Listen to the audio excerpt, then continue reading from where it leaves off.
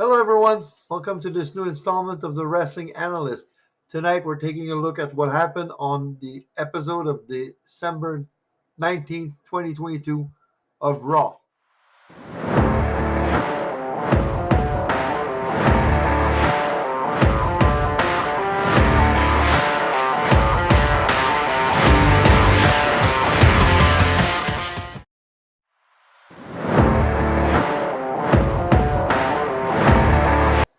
Okay, so before match number one began, uh, we see Roman Reigns backstage in his locker room uh, telling Kevin Owens that you're going to need more than John Cena to have your back. In fact, you're going to need the whole Raw locker room.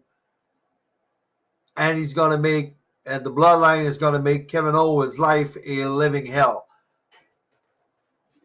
Camera plan changes.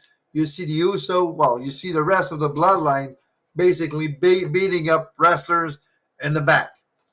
So then we go to the first match: Street Profits versus Judgment Day. Now the Street Profits want to get back in their winning ways. They want to get back on the winning track to maybe challenge the Usos down the line for the tag team titles.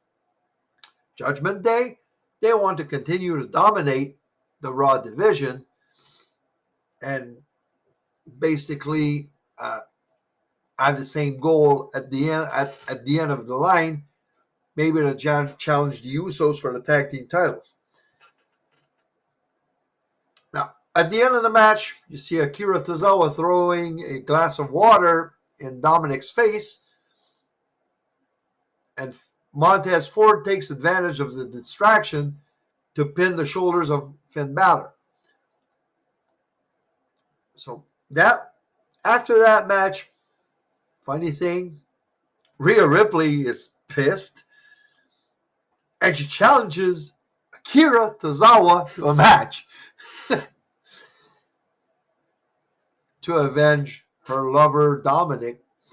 So match number 2, Akira Tozawa versus Rhea Ripley. And match start, pretty good, nice little match. Now, Rhea wants to continue establishing her dominance, and Tozawa is essentially used as enhancement talent right now. So he's going to put over Rhea, no problem. But nice little match. At one point, Rhea punches Tozawa. Tozawa goes to reply, and he just stops saying, "Whoa, what? I can't hit a woman. I can't punch a woman." And then Rhea is going, "Come on, hit me," and she's just taunting him. And Rhea wins with the Riptide, but it was a nice match. So Rhea basically continues her domination. Let's go to match number 3.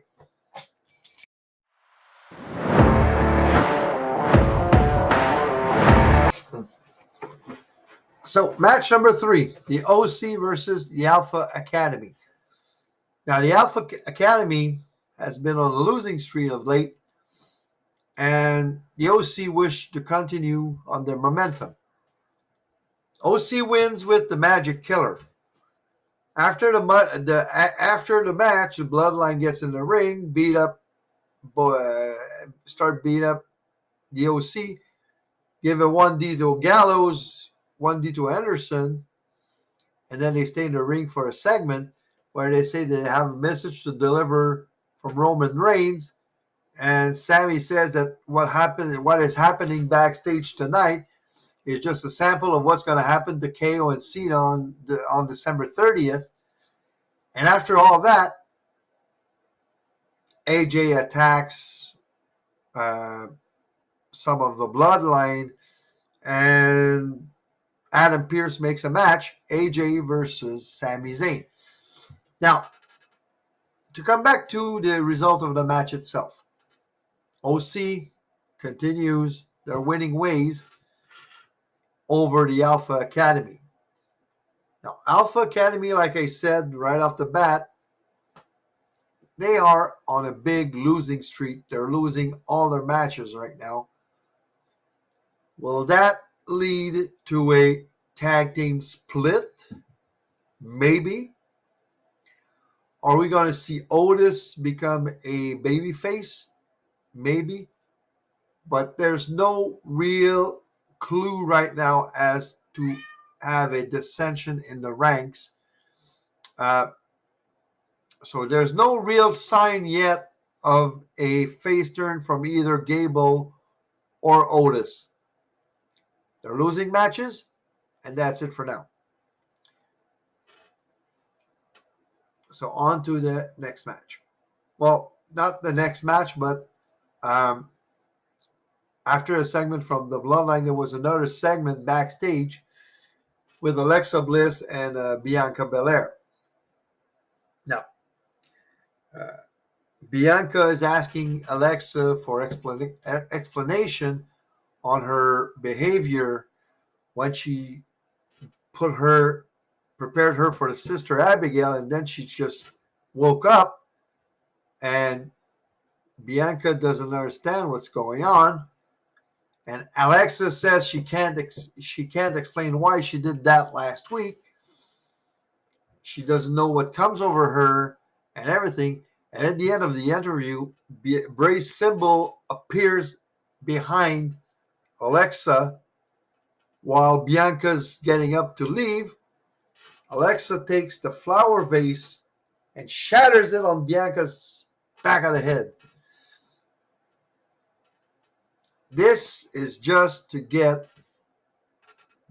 Alexa's story, Alexa and Bray's story further, or maybe it's Uncle Howdy getting control over Alexa. It's either Bray or Uncle Howdy, but we see more and more Dark Alexa coming back. This storyline is so freaking good. It's so well built. And like I said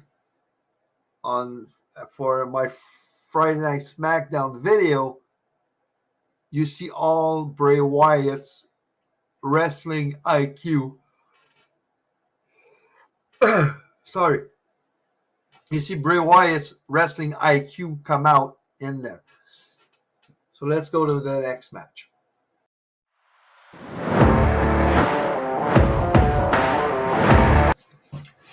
Dexter Lumis versus The Miz in a double or nothing ladder match.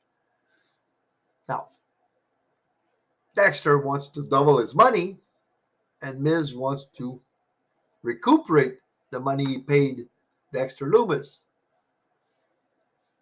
Now, is that match ending the feud? I don't think so. Dexter was ready to win the match when Bronson Reed, yes, another returning superstar, Bronson Reed is coming back to Raw. Well, he was in NXT first before he was released, and he interferes in the match, gives a splash from the top rope, and if you saw Bronson Reed, he's a pretty big man. Top rope splash on Lumis, and then Bronson Reed helps Miz get up the ladder and take the money to win the match. So that's basically what happened in this. So does this mean the feud is over? I don't think so. Miz can now feud with Gargano, and Lumis can feud with Bronson Reed. You can have tag team titles between the four guys, but that could develop those two new feuds while still have Lumis and not Gargano, but The Miz face each other at some point. So Miz gets his money back. Lumis loses. Too bad for him, but That's how it was done. Let's go to the next match.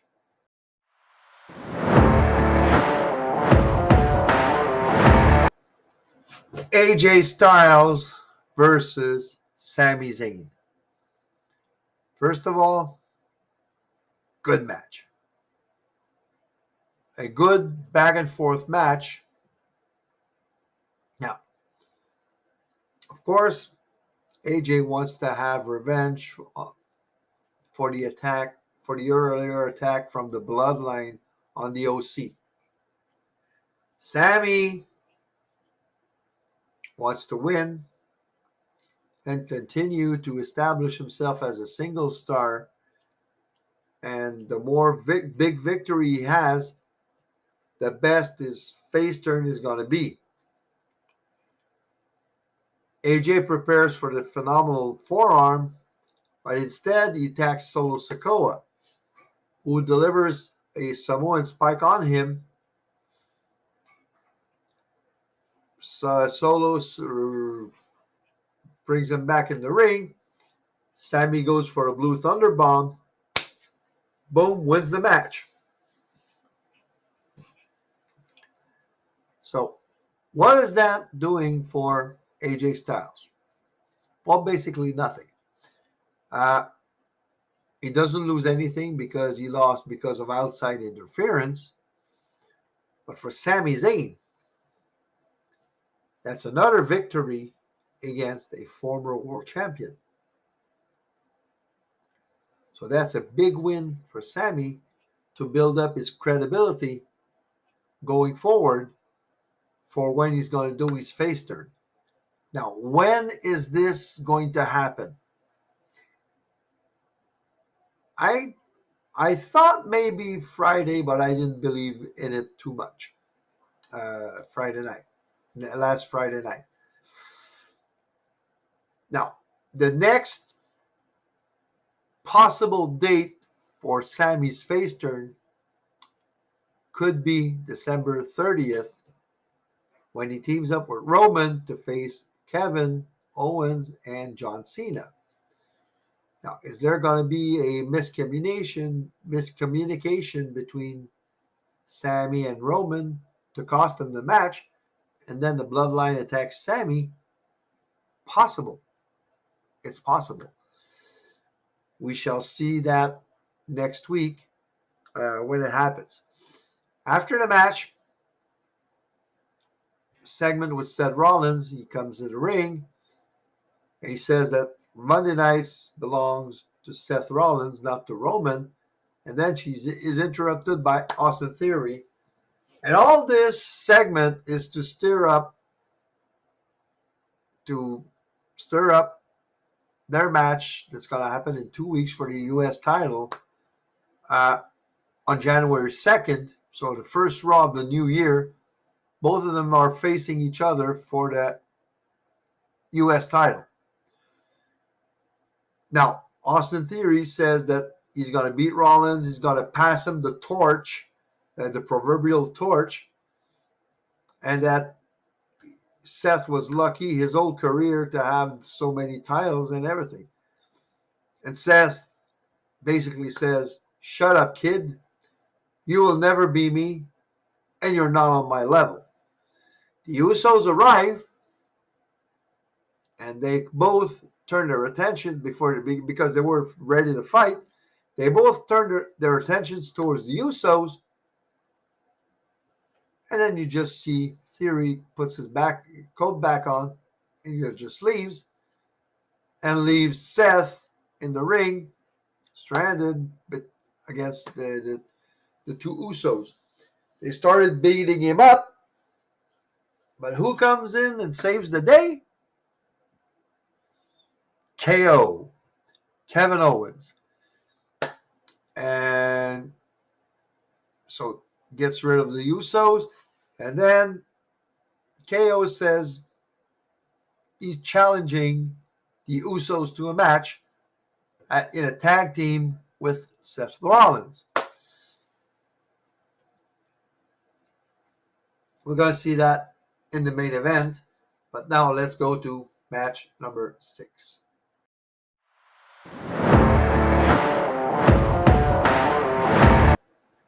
Match number 6. Becky Lynch, the man, versus Bayley, accompanied by Damage Control. Very good match. Worthy to be the main event. And I said it, I'll say it again. A lot of times, women's matches are better than a lot of the men's matches. Maybe not on this night. Well, yeah, I could say I could easily say that this match was better than OC versus Alpha Academy. Uh, so, but it was worthy to be the main event of Raw, and we've seen in the last few weeks more and more main event with women in the main event of Raw or SmackDown episodes. More so on Raw's side, because I think that, and probably you all agree with me on that, uh, the women's division on Raw is a lot stronger than the women's division on SmackDown. On SmackDown, I don't see real. Uh, well, there's Ronda, but right now there's not really big time main event people ready to main event regularly on SmackDown. Once Charlotte Flair comes back, maybe on SmackDown, maybe that can happen. But unfortunately, uh, on SmackDown side, the women's roster is not that strong. Needs help. So Becky goes for the manhandle slam. Dakota and Io hold Bayley's leg to prevent that. Referee sees it, and he goes to send Dakota and Io backstage. And during the distraction, Bayley hits Becky over the head with a monitor or a tablet and covers for the win. So this is huge for Bayley because now she can say that she beat Becky Lynch 1, 2, 3. Now does that impairs Becky? Not at all. She lost because of a foreign object. So you have that booking that end of a match with a win-win situation.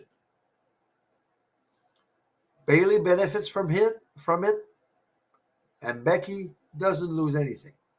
So you have a win-win there. Is this feud over? Far from it. Let's go to the main event.